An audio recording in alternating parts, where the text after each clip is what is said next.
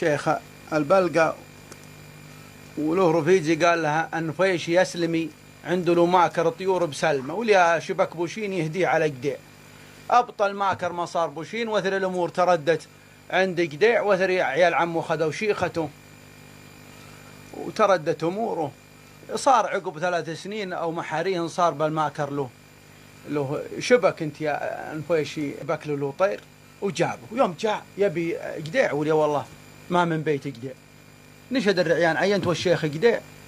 قالوا متى علمك بو؟ قال والله لي حول 3 سنين. قالوا ما من شيخ شوفك الخريبيش هذا. قال هذاك قديع. يقول يوم جاء يقول يا والله حالة ما تسر الصديق. وش بك يا قديع؟ قال والله تردت اموري يا انفيشي وهل انت تشوف. قالوا زاعد هاللون ايش سووا عيالك؟ قال والله ما سووا شيء. قالوا تقعد هاللون. قالوا ايش تبيني عمل؟ قال دور لك منسب من مناسب العرب قد يلا يجيب لك ولد يسرك. قال والله يا نفيشي ما من عمر يحمل يجيني ولد اشوف فعله عقب عمري هذا. قال يسرك لو انت بقبرك. ليه والله الايام اللي راحت عيال عمه معشل له ضيف وطاردين الضيف قال ما يعشي وكبين جدر ويقول تعش عند الرجال اللي تدير العرب هذا ما يعشي احد. وجايين بنته لاقينها تروي وطلعين زرنا من وراء ثوبه ولاقين زمله على الماء وطاردين زمله ومشربين زملهم وطاردين زمل بقديه. المهم انهم بالحيل مثلين على نفسي. راهدين. قال انا بشير عليك لك شور. قال وشو؟ قال شوف ابن علي السمن العرابي امير حايل عندها الخنسة اخطبها عبد الله بن هذا شيخ مشايخ عنزل اللي يقول حلفت يا نقد ما رخصت عندي غير الدهر والوقت فينا جاء.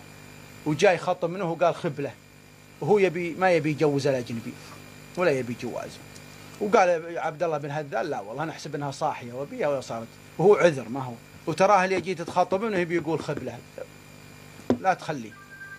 جاء قديع يقول جاء على حايل هذا ابن علي عشاه وضيفه. يوم اصبح قال وش عندك يا قديع؟ قال والله جاني ادور لي خياله. قال خياله ليل ولا نهار؟ قال والله خياله ليل. قال والله يا قديع عندي لي بنيه والله خبله والله ما تقرن ثوب ولا انا مخلن هالعنزيات يضحكن على مفرعه وهي ما تدبر عمره. قال والله يا ابن علي ما دام انا حي انا سترها قلت انا مت وانت حي استرها انت. جوزه وجابت جاء العلم جابت فاضل ولي والله هذا نبشر بحايل عند ابن علي. قال ابشر جالك ابن اخي وسموه فاضل. قال متى ترجع على الشمال؟ قال ارجع عقب باكر او باكر. قال لقيت ترجع مره. والله يوم جاي يعطيه جنيهات ذهب بشارة الرجال هذا يقول يا والله معطيها كالكردة لافة منديل.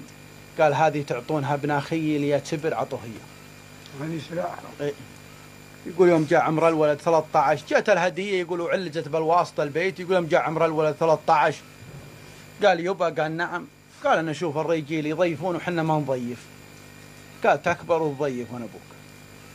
يقول يوم جاء عمره 14 قال يبا حنا بطرف العرب ليه ما حنا بوسطهم؟ قال تكبر وتوسطني من العرب. يقول يوم جاء عمره 15 يقول لي هذه البغالة جاية من اسطنبول تجيب الذهب وتجيب لها النقرة اللي على هالقطار يعطونهم إياه علشان يحمونه ويفكونهم من البدو. قال هالبغلط هذه وش يبقى؟ قال هذه ذهب تجي هدية من اسطنبول لشيوخ العرب هاللي على هالدرب. قالوا ليه وحنا ما حنا من الشيوخ؟ قال لا والله هي أول لنا ما عاد أخذوها عيال عمك. يقول يدلي عيال كرد هالولد يقول يفكها من المنديل. قال وين تبي؟ قال أبي يمهم البغلط عندهم. يوم جاي يقول يا والله السبعة يفرشون زوليتهم وكابين الذهب بيتوازعونه.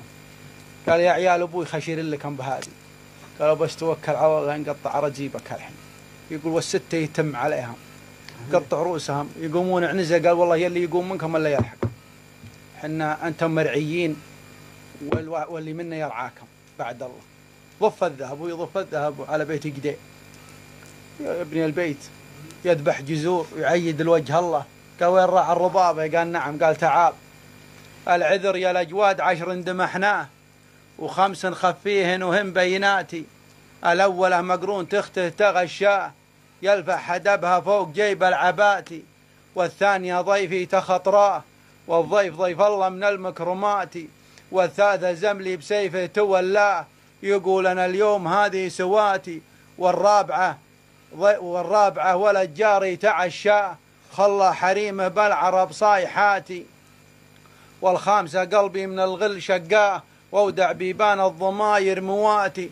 تركته اليما تمكنت بقضاه وجلا صدى قلبي يعني الفايتاتي. عافية يا فرخ خلف قيم تغذاه يا غدري يا غاذي الوكري من الخاسرات. ترجع شيختهم بالفاضل يا سلامة.